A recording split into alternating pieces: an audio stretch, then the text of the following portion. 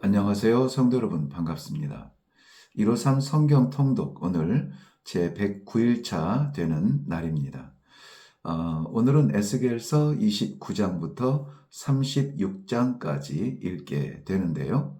먼저 에스겔서 29장의 내용에는 바벨론의 느부갓네살 왕에 의해서 무너질 애굽 그리고 그 애굽 왕에게 주시는 예언의 말씀을 담고 있는데요. 애굽이 무너지는 것, 바벨론이 어, 바벨론이 무너뜨리는 것의 원리는 무엇일까? 20절 보면은 앞에서 일어나는 모든 내용들, 애굽과 바벨론이 그들의 모든 수고가 나를 위하여 함인즉 그 대가로 내가 애굽 땅을 그에게 주었느니라. 주 여호와의 말씀이니라. 주 여호와의 말씀에 뭐라고 하냐면 바벨론이 애굽을 무너뜨리는 것은 애굽의 힘이나 능력이 아니고 하나님께서 나를 위해서 바벨론을 쓰시고 대신 애굽 땅을 대가로 주셨다는 내용인데요. 하나님의 주권과 섭리를 명백하게 말씀하고 있는 내용입니다. 끊임없이 성경이 말하는 것이 있는데요.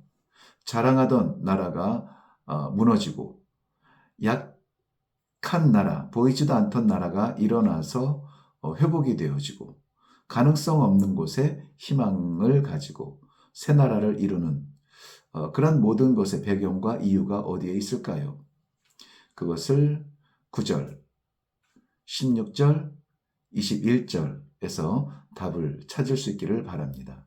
9절, 16절, 그리고 21절에 보시면 답을 찾을 수가 있습니다. 에스겔서 30장입니다.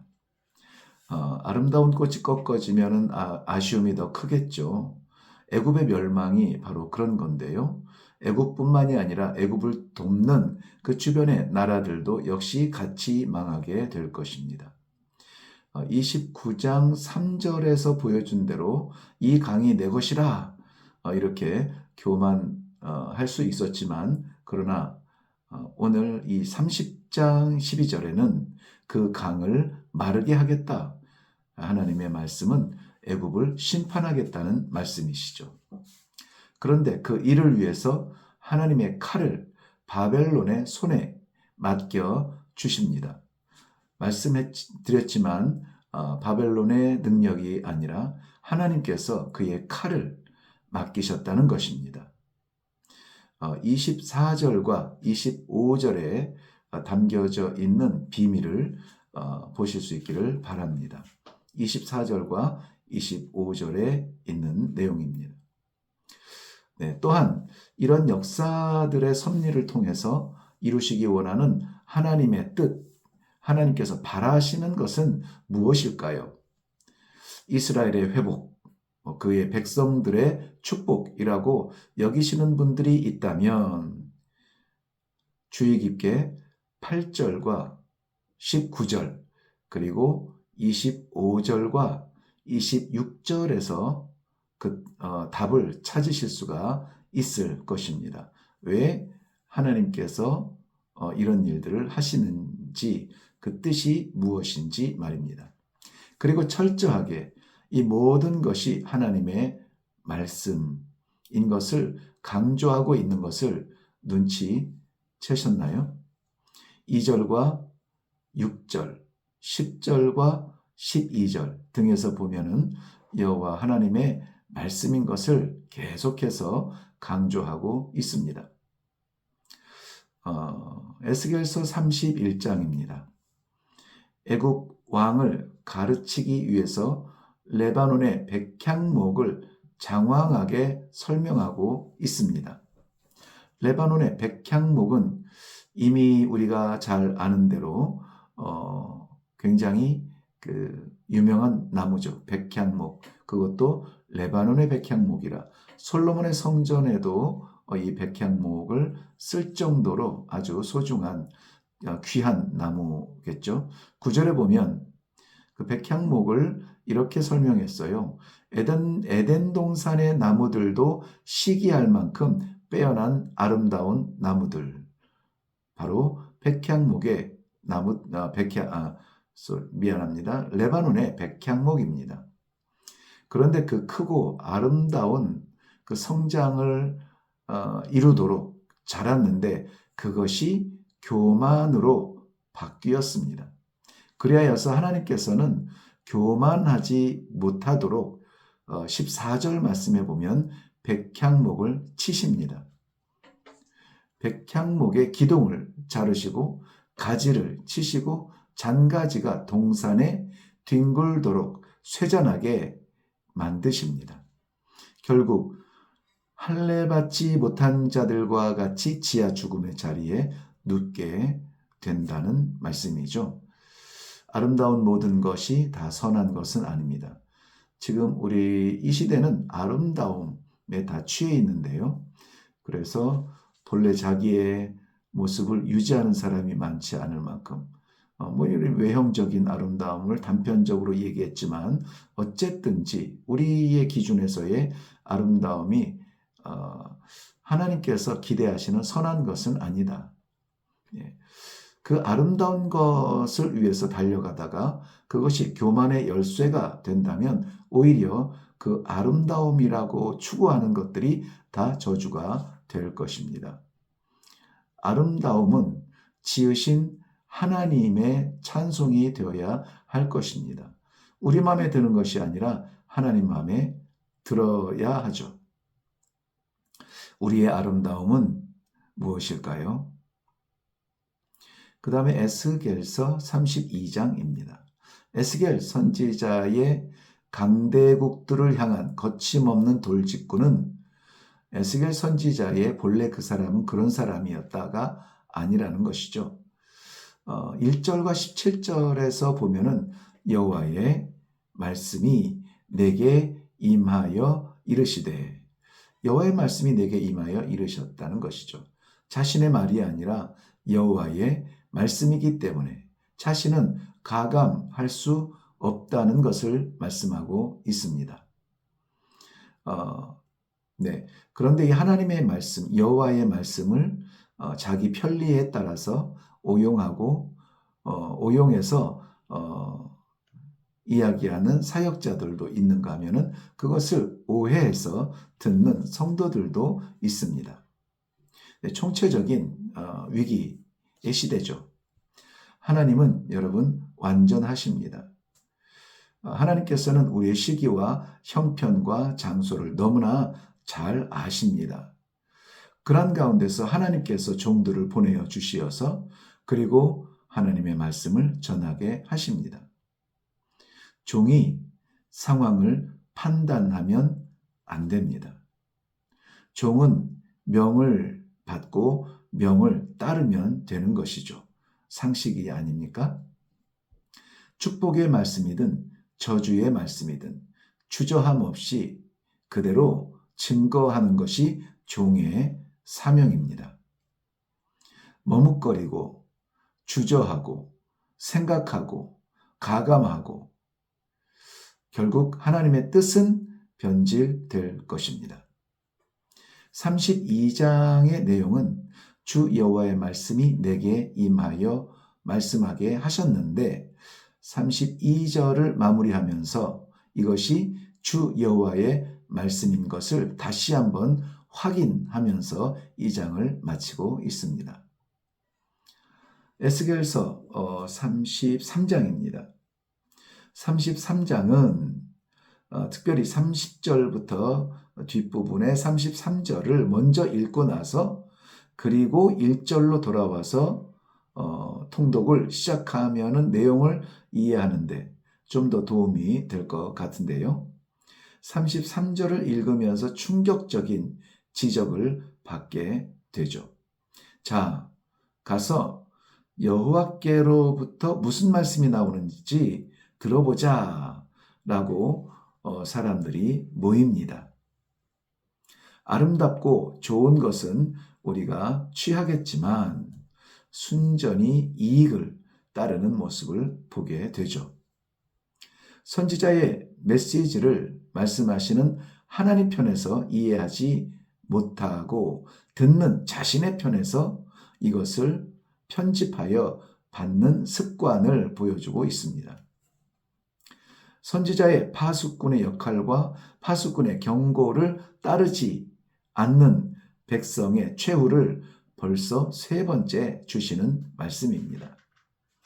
우리에게 파수꾼이 없어서 자유분방한 것이 아니라 파수꾼의 경고를 편리에 따라서 편집하기 때문에 하나님의 경고, 즉 하나님의 말씀이 공허하게 들리는 것입니다. 그러나 파수꾼의 소리에 긴장감을 가지고 대비한다면 순종의 진가는 원수의 침략이 일어났을 때 나타날 것입니다. 위기에 말이죠. 에스겔서 34장입니다. 이스라엘이 신앙이 병든 데에는 이유가 있었습니다. 바로 자기만 먹는 목자들 때문이라고 성경은 말하고 있습니다. 자기만 먹는 목자들. 목자는 양떼의 소유주가 아닙니다. 양떼를 위해 고용된 사람들입니다. 그런데 양떼를 돌보지 않고 자기 배만 채운다면 양떼를 맡기신 주인께서 친히 양떼를 찾으시고 목자를 내쫓으시며 대적하실 것입니다. 그런데 17절부터 내용을 보면 양들에게도 그 책임을 물으시는데요. 굉장히 두려운 책망을 하시죠. 좋은 것을 좋은 것으로 여기지 못하는 양들이, 좋은 꼴을 먹여도 변화가 없으며 자라지 않는 양떼들, 좋은 물을 주어도 자라지 않는 양을 구별하시고 심판하십니다. 그러면 어떻게 해결할 수 있을까요? 23절 내용을 보면 하나님이 세우시는 한 목자가 계십니다.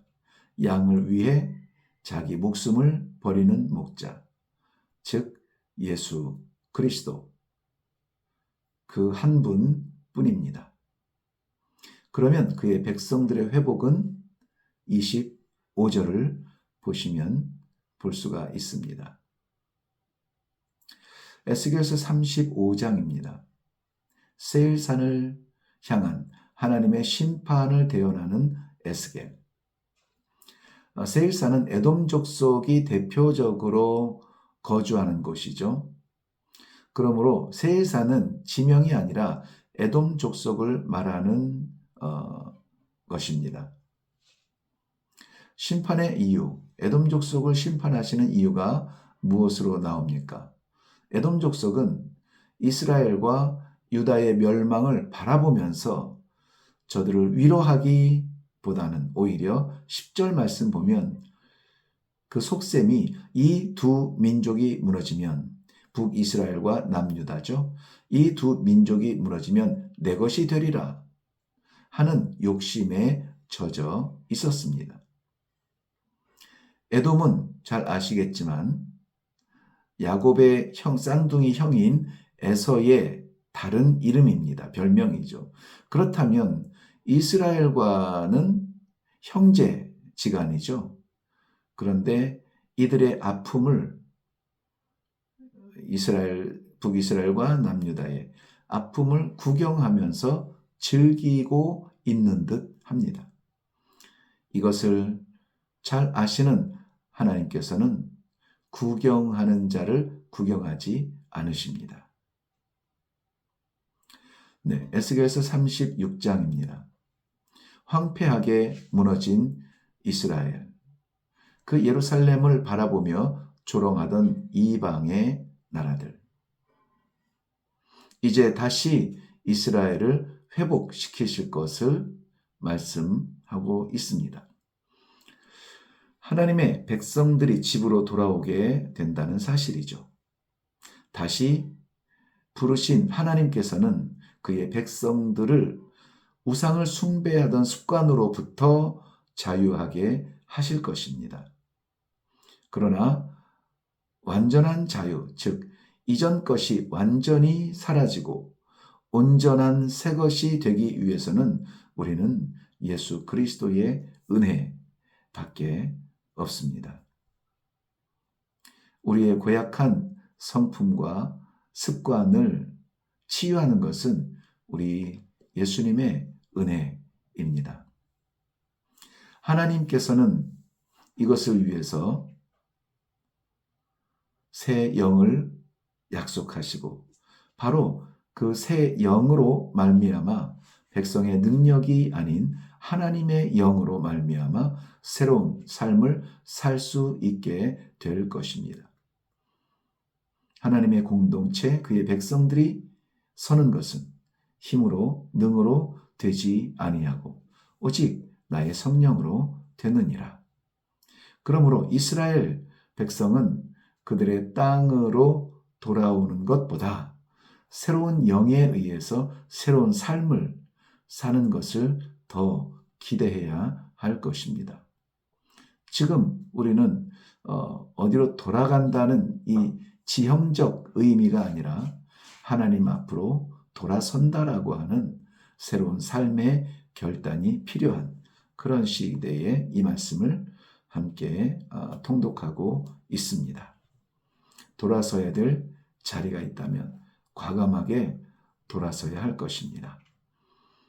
이것은 우리의 결단으로 되지 않지만 우리 주 예수 그리스도의 은혜와 하나님의 사랑과 성령님께서 우리에게 능력을 부어주신다면 우리는 다 변화하게 될 것입니다.